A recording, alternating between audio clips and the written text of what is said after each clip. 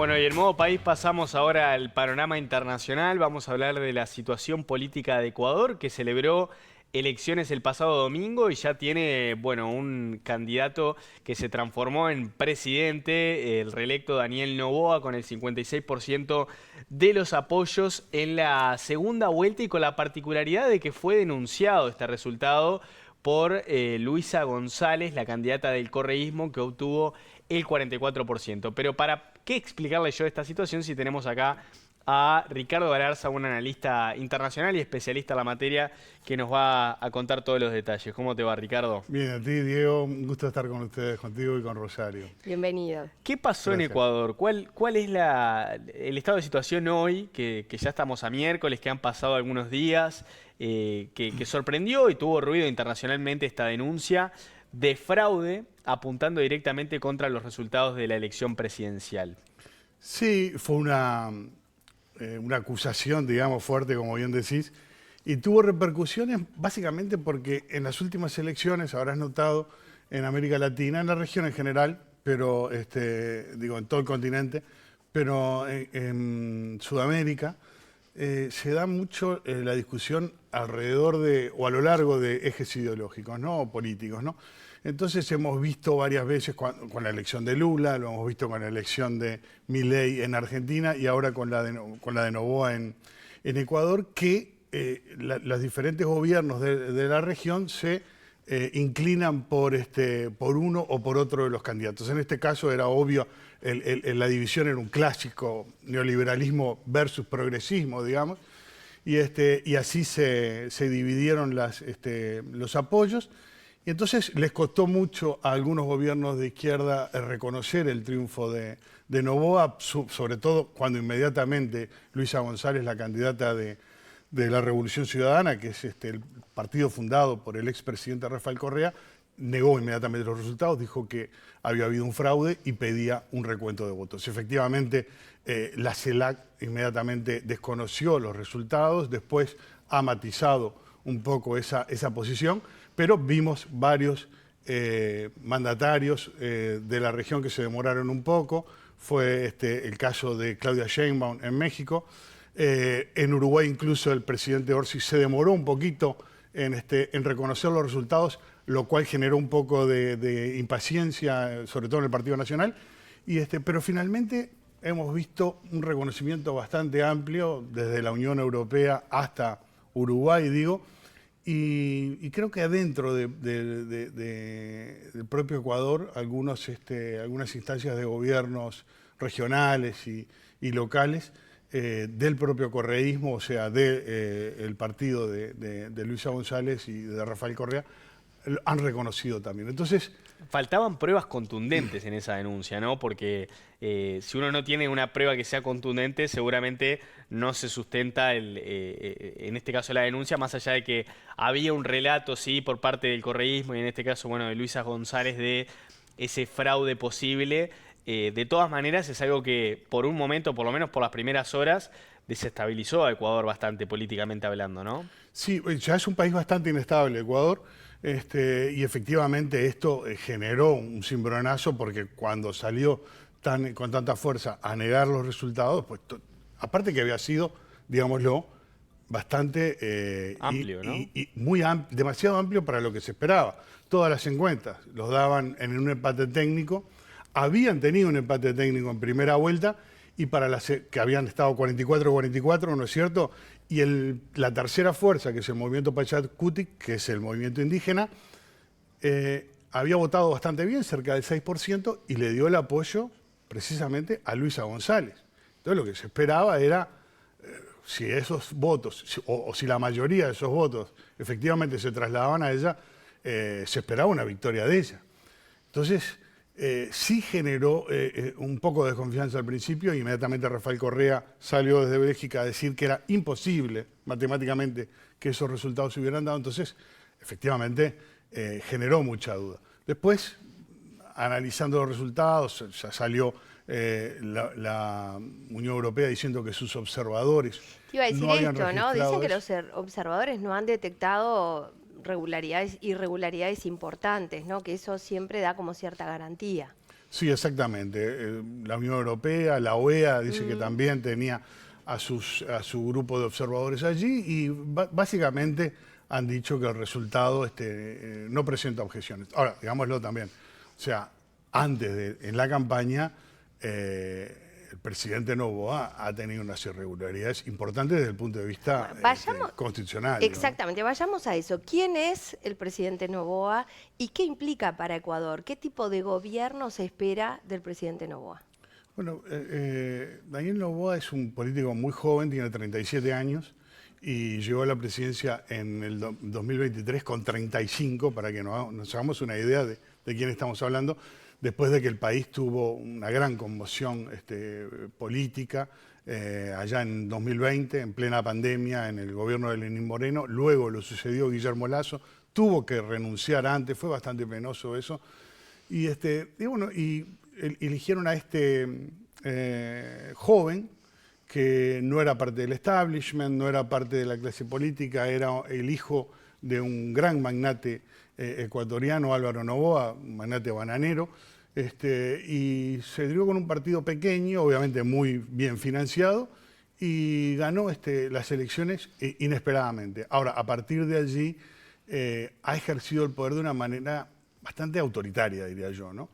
A su vicepresidenta, Verónica Abad, la radió por completo a fines de 2023, cuando vio que le podía hacer sombra, y la nombró embajadora para la paz en Israel. O sea, imaginémonos, a fines de 2023, nombrar a tu vicepresidenta, un cargo electivo, embajadora para la paz en Israel. Parecía una tomada de pelo, ¿no? Después de que habían estallado la guerra en Gaza y todo aquello. En fin, ella siempre dijo que la habían querido alejar del poder por razones políticas y 3 meses antes de las elecciones la suspendió del cargo, simplemente. Y después, poco después, el Tribunal Electoral la inhabilitó por 2 años, por una razón. O sea, le hicieron que no se presentara, claramente, claro, ¿no? O sea, evitaron que pudiera presentarse y generar cualquier tipo de distorsión a su candidatura. Además de que pudiera ejercer la vicepresidencia, Claro. porque según la Constitución ecuatoriana, Quedaba ella. si tú sos presidente, Claro. y tenés que presentarse a la reelección, tenés que pedir Quedaba licencia, ella en el y lugar. ella quedaba a cargo, y eso es lo que él no quería.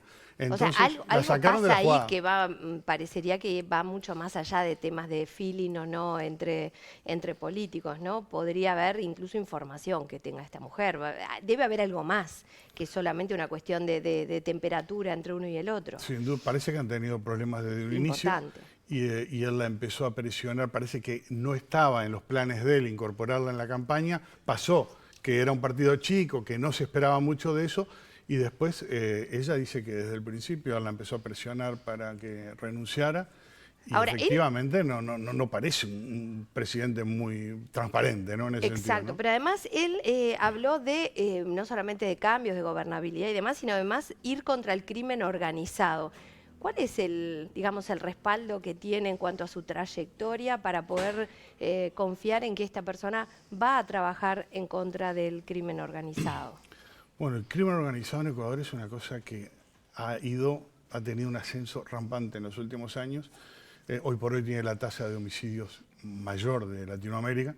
Y entonces, para combatir todas las bandas del crimen y todo lo demás, él a mediados del año pasado dijo que iba a construir estas megacárceles tipo Bukele, Exacto. en El Salvador. Claro, porque aparte hubo aumento de homicidios en Ecuador durante el año pasado y el comienzo de este año, ¿no? Claro, el año pasado bajó, lo había bajado un poco, que igual lo bajó, digo, por decir algo, era igual la más alta de América Latina. ¿Era impensable esto en Ecuador hace, no sé, 10 años atrás quizá? Era impensable. Era porque- impensable porque te doy los números. Hoy Ahí por hoy está. es 55 por 55 homicidios cada 100.000 habitantes, que es como se cuentan los homicidios. En el 2017 eran 5.5. Es una locura. Entonces se ha disparado a partir del gobierno de Lenín Moreno los homicidios. Y él realmente Noboa no lo ha podido controlar. Recordarán ustedes el año anterior, cuando él recién había asumido la presidencia, cómo tomaron un canal de televisión, incluso las bandas, amenazaban desde la cárcel y Sí. por eso él hizo todo este despliegue mediante el cual iba a construir estas 2 megacárceles. Después no ha quedado muy claro eso. Y como digo, al interior de la política ecuatoriana se ve como alguien bastante autoritario. Recordarán ustedes el asalto a la Embajada de México para capturar ahí al ex vicepresidente Jorge Glass. Entonces, el país está bastante convulsionado, tiene problemas importantes. Y bueno, y él espera que con la ayuda de Estados Unidos, que es básicamente su apuesta, es la apuesta de Noboa, la ayuda de Estados Unidos. Y Estados Unidos, en este momento, que tiene una disputa importante en la región con China, por la influencia, ¿no? Porque China es el principal socio comercial de la mayoría de los países de esta región. Entonces, en esa disputa, Estados Unidos busca tener una presencia militar mayor en la región. No creo que sea bueno esto para nosotros, ¿no? Ajá. Claro, ¿qué podría estar significando? Independientemente me hace acordar a viejas épocas, ¿no? Donde eso empiezan a entrar las fuerzas militares americanas y esto empieza, a veces hay efecto contagio. Y yo no creo que nos contagie a nosotros, pero sin duda estas cosas nos afectan, porque si están las dos superpotencias hoy, la 1 y la 2 del mundo, disputándose influencia en varias regiones del mundo, en África y en América Latina particularmente, y tenemos una presencia cada vez mayor y una insistencia con la presencia militar en Sudamérica. Ahora Estados Unidos quiere poner bases militares allí en Ecuador, a raíz de que es cierto que el presidente Petro en Colombia los ha alejado un poco, porque allí tienen bases también. Entonces, su principal aliado en la región, que era Colombia, le está fallando y quiere asegurar una pata en Ecuador, y Noboa se los va a proporcionar. Si esto es bueno o no, yo creo que siempre militarizar es malo para nuestra región, ¿no? Pero en cualquier caso, veremos, ¿no? Ojalá que él pueda sacar adelante al país de como decíamos recién, este panorama bastante complicado que tiene desde el punto de vista delincuencial.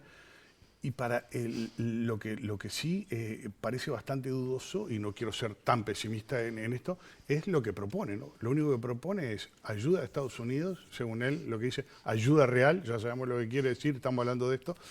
Y lo otro que propone es una constituyente, o sea, llamar a una asamblea constituyente, desandar digamos, la constitución vigente, que es la constitución de Montecristi. La del 2008. 2008, instalada por el gobierno de Correa, y en fin, con un montón de organizaciones sociales atrás, una constitución bastante avanzada. Lo que no sabemos es muy bien, porque no lo ha explicado, qué es lo que propone. Claro, ¿no? ¿Hacia dónde quiere ir? Ahora, lo otro que estaba pensando, Ricardo, Ecuador tuvo un 83% de participación en la elección. No sé si lo interpretás como un número alto o bajo. Si fuera Uruguay, seguramente en una elección presidencial, que bueno, es obligatoria a diferencia de las internas, y bueno, es un número bastante bajo, ¿no? Porque Uruguay nunca baja en general del umbral del 88-89%, como decir algo mínimo, ¿no? Ahora, hay mucha diferencia en cuanto a las relaciones que puede llegar a tener el presidente Yamandú Orsi, porque quizás en esos lazos comerciales Ecuador también puede tener, bueno, alguna relación cercana con Uruguay, o lo ves por esas diferencias ideológicas que has, bueno, deslizado en parte con tu relato y respecto al actual gobierno de Uruguay, que no va a haber un vínculo muy fluido allí. Bueno, como bien decías, hay sin duda en el sustrato divisiones ideológicas que son naturales de la región, pero no creo que en particular en el caso de la relación bilateral, si a eso te referís, no creo que incida demasiado, particularmente por la propia idiosincrasia del presidente Orsi, ¿no? Incluso el canciller tampoco se ve como una persona confrontacional ni nada de eso. Yo no lo veo por ese lado. Pero obviamente Noboa es un presidente que tiene sus bemoles y cualquier cosa puede pasar, ¿no? O sea, pero dudo mucho. Él quiere volver, porque no tiene relaciones desde el asalto a la Embajada Mexicana, no tiene relaciones con México. Claro. Él quiere restablecer relaciones con México, quiere empezar a llevarse bien con sus pares de la región, y yo no creo que en ese sentido para Uruguay sea ningún obstáculo. Bueno, que las vueltas de la vida también hicieron que Luis Almagro, que hoy está al frente de la OEA, sea un uruguayo sea el que termine validando de algún modo los resultados, ¿no? Porque fue uno de los actores internacionales que se pronunció respecto a las elecciones. Sí, efectivamente. Almagro obviamente ha tenido también en su trayectoria una vuelta importante, porque bueno, recordemos que era canciller del gobierno de José Mujica, y luego de ser secretario general de la OEA, muchos sectores de izquierda en la región lo han acusado de pasarse a la derecha. Entonces, en ese sentido, era esperable que pasara esto, pero de todos modos no deja de ser el jefe de la OEA, un organismo muy importante y que ha convalidado este resultado, ¿no? Me parece bastante sugerente, ¿no? Muy bien. Aprovechando que estás acá y ya en la última, te pido si nos das una mirada general de cómo viene la posición de Uruguay, del nuevo gobierno en el panorama internacional y particularmente los resultados de la CELAC.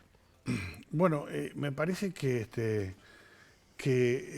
ha adoptado una posición moderada, más allá de que en la CELAC se vio claramente una línea diferente de lo que habíamos visto durante el gobierno de la calle Pou. Este es un gobierno que piensa más, primero que nada, alinearse más con Brasil de lo que había hecho el gobierno pasado, más con los gobiernos de izquierda de la región, y eso era natural. Hemos visto también tensiones, ustedes se acordarán, en las últimas, hoy ya en semana de turismo, todo esto no se dice, o se dice menos, pero había habido tensiones en cuanto a la posición de Uruguay en política exterior en las semanas previas, ¿no? Creo que eso se va a ir suavizando de a poco, dependiendo de lo que pase.